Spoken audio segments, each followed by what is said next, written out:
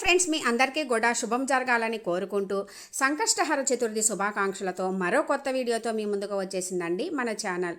ఈరోజు మనం ఈ వీడియోలో 2026వ సంవత్సరం శ్రీ విశ్వావసునామ సంవత్సరము మాఘమాసంలో మనకి ఫిబ్రవరి 5వ తేదీ గురువారం రోజు సంకష్టహర చతుర్థి లేదా సంకటహర చతుర్థి వ్రతము జరుపుకుంటామండి.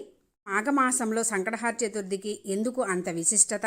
ఈ మాఘమాసంలో స్వయంగా గణనాథుడే పార్వతీ అమ్మవారికి స్వయంగా చెప్పిన ఒక వ్రత కథ, అవన్నీ కూడా క్లియర్గా ఈ వీడియోలో చూద్దాము ఫ్రెండ్స్. ఈ మాఘమాసంలో మనము ఈ వ్రత కథని వినిన చదివిన విశేష ఫలితాలు కలగడమే కాకుండా మనకున్నటువంటి తీరని కోరికలు నెరవేర్చే కథ అండి. తప్పకుండా ఈ మాసంలో వింటే విశేష ఫలితాలు కలుగుతాయి. ఈ మాఘమాసంలో తప్పక వినవలసిన కథ ఒకటి ఉంది ఫ్రెండ్స్. ఈ కథ వింటే మనకి తీరని కోరికలు కూడా తీరిపోతాయట. అంత విశిష్టత ఉంది ఈ కథలో. అది ఇప్పుడు చెప్తాను ఫ్రెండ్స్. ఒకనాడు పార్వతీదేవి ఆ గణనాథుని చూసి, హేరంబ, మాఘమాసంలో ఆచరించవలసిన సంకటహర చతుర్థి వ్రత విధానం గురించి, ఆచరించవలసిన విషయాల గురించి వివరింపము అని అడగగా, అప్పుడు గణపతి, అమ్మ పార్వతీదేవి, మాఘమాసంలో నన్ను ద్విజప్రియుడను నామంతో పూజించవలను. శక్తి కొలది మోదకాలను మొదలగైన నైవేద్యంగా సమర్పించాలి. చంద్రోదయం తర్వాత చంద్రునికి ఆర్ఘ్యం వదిలి బంధువులతో ఇంటిలో వారితో కలిసి భుజించవలెను. శక్తి కొలది బ్రాహ్మణులను పూజించి దక్షిణతోటి సహా మోదకాలను వారికి దానం చేయవలను. ఇందుకు పూర్వం జరిగిన ఒక కథను తెలుపుతాను వినుము తల్లి అని చెప్పసాగెను. పూర్వము సత్యవచనుడు, బలశాలి, పరాక్రమ సంపన్నుడు అగు హరిశ్చంద్రుడు అని పేరున ఒక చక్రవర్తి ఉండెను. అతని రాజ్యంన ఋష్యశర్మ అని పేరు గల బ్రాహ్మణుడు ఒకడుండెను. ఒక కుమారుడు కలిగిన తర్వాత ఋష్యశర్మ మరణించెను. భార్య పసివాడునగు కుమారుడిని పోషించుటకై నానా అవస్థలు పడుచు భిక్షమెచ్చుచు అతి కష్టంతో కాలం గడుపుచుండెను. ఇట్లుండగా గణపతి మీద ఆమెకు గల స్థిరభక్తి వలన యాచించి తెచ్చిన వస్తువులతోనే శ్రద్ధ భక్తితో శ్రీ సంకటహర చతుర్థి వ్రతం చేయుచుండెను. ఒకనాడు ఆమె గణనాథుని పూజించుచుండగా కుమారుడు ఒక గణపతి విగ్రహం తీసుకొని మెడక త్రాడును కట్టి ఆడుకొంచు బయటికి వెళ్ళెను. అంతటా ఒక నీచుడు ఆ బాలుడిని తీసుకొని తన ఇంటికి చేరి కుండలను కాల్చు నెపంతో ఆ బాలుడిని మంటలో పడవేసెను. పూర్తయిన అనంతరం ఆ తల్లి కుమారుడు కనిపించకపోవడంతో బోరుని ఏడుస్తూ గణపతి దగ్గరకు వచ్చి, ఓ గజానన, పుత్ర దుఃఖమును పొందిన నన్ను రక్షింపుము, నా కుమారు నా దగ్గరకు రప్పించుము అని ప్రార్థించెను. ఇట్లుండగా మరునాడు ఆ నీచుడు కాలిన కుండలను తీసుకొంటకై రాగా ఆ బాలుడు అక్కడే ఉన్న నీటిలో హాయిగా ఆడుకోవడం చూసి మిక్కిలి భయంతో ఆ ప్రాంతంను పాలించు రాజు వద్దకు వెళ్ళి, రాజా, నా కుమార్తె పెళ్లికై కుండలను చేసి ఎంత కాల్చినను అవి కాలకపోవడంతో మాంత్రికుడిని అడగగా ఈ వార్త తెలిసిన ఆ మాంత్రికుడు ఒక బాలుని బలి ఇచ్చించో నీ కార్యం నెరవేరని చెప్పగా, అంతట నేను ఒక విధవ కుమారుని తెచ్చి మంటలో పడవేశాను.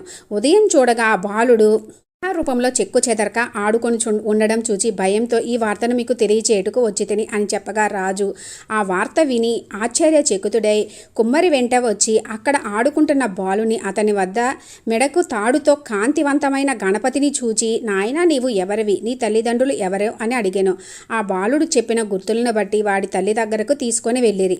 అంతయు కూడా ఆ తల్లికి వివరించరి. అంతటా ఆ బాలుని తల్లి, నేను ఆచరిస్తున్న సంకటహర చతుర్థి వ్రతం వల్లనే నా కుమారుడు మంటల్లో మాడక సుఖంగా ఆ గణనాథుని అనుగ్రహంతో బతికి వచ్చెను.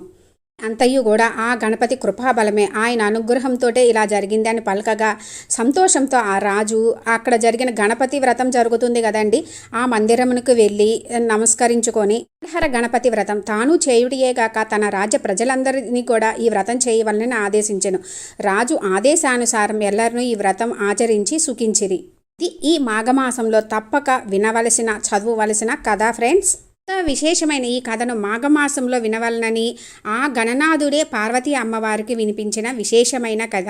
కోరిన కోరికలు తీరాలంటే ఈ మాఘమాసంలో తప్పక వినవలసిన లేదా చదవవలసిన కథ ఫ్రెండ్స్.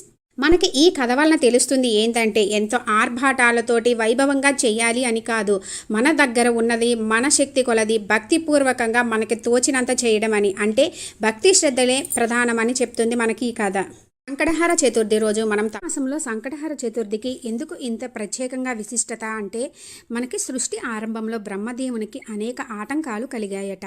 సృష్టి ప్రారంభంలో బ్రహ్మదేవుడు అంతటి వారికే ఆటంకాలు కలిగాయంటే మనమెంత వారం చెప్పండి. అప్పుడు బ్రహ్మదేవుడు తన తండ్రి అయిన శ్రీ మహావిష్ణువు దగ్గరికి వెళ్ళి, తండ్రి, మీరు నన్ను సృష్టి కార్యం చేయమన్నారు, కానీ అందులో నాకు అనేక విఘ్నాలు కలుగుతున్నాయి అని చెప్పగా, అప్పుడు విష్ణుమూర్తి విఘ్నాలు కలిగించాలన్నా ఆ గణనాథుడే, విఘ్నాలు తొలగించాలన్నా ఆ గణనాథుడే.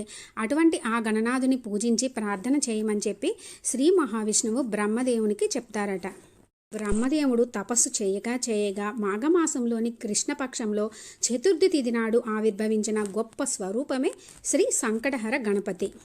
బ్రహ్మదేవుడు, ఓ గణనాథ, సృష్టి కార్యానికి ఎటువంటి విఘ్నాలు లేకుండా చేయమని ప్రార్థించగా అప్పుడు గణనాథుడు ఆశీర్వాదం చేయడంతో సృష్టి కార్యం ఎటువంటి విఘ్నాలు లేకుండా జరిగిందని పురాణాలలో ఉంది. ఇంకా దీని గురించి అనేక కథలు కూడా ఉన్నాయి ఫ్రెండ్స్.